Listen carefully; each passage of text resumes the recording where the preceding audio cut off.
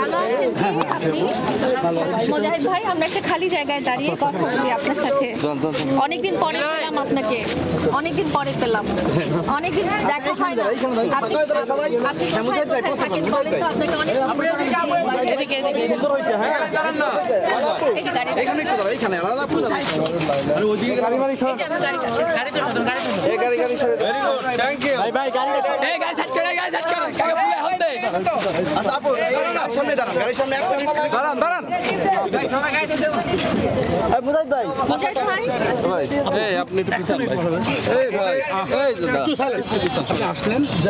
ক্যামেরার সামনে সমর্থন যেটা বলে অনেকে সাধারণ মানুষ। আমি আসলে একজন সাধারণ মানুষ হিসেবে এসেছি। আমি যেটা তারেক ভাইকে বললাম যে দরজাটা লাগিয়ে নেই, সরি দরজাটা লাগিয়ে নেই।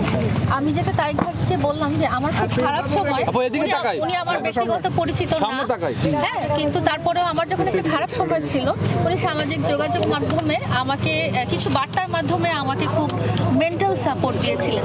আমার দুঃসময়ে যে ব্যক্তিটা আসলে আমাকে সাপোর্ট দিয়েছেন, উনি যে কোনো দলেরই হতে পারে, যে কোনো রাজনৈতিক ব্যক্তিত্ব হতে পারে, সেটা আমার দেখার বিষয় না। আমি একটা মানুষ হিসেবে, একটা মানুষ 83 ঘন্টা অনশন করে বসে আছে, এবং যে মানুষটা আমার বিপদের সময় আমাকে ওই সামাজিক যোগাযোগ মাধ্যমে বার্তা দিয়ে আমাকে আসলে সাপোর্ট দিয়েছিলেন, আমার মনে হয়েছে যে তার সাথে আমার যে একটু হলেও একটু কথা বলে আসা উচিত, তাকে একটু মোরাল সাপোর্ট দেওয়া উচিত। আমি কোনো রাজনৈতিক ব্যক্তিত্ব না, বা আমি এখানে কোনোভাবেই জড়িত না, কিন্তু আমি চাই যে একটা মানুষ তার মৌলিক অধিকারের জন্য এখানে দাঁড়িয়ে আছেন, তো তাকে মেন্টাল সাপোর্ট দেওয়ার জন্য আমার আশা।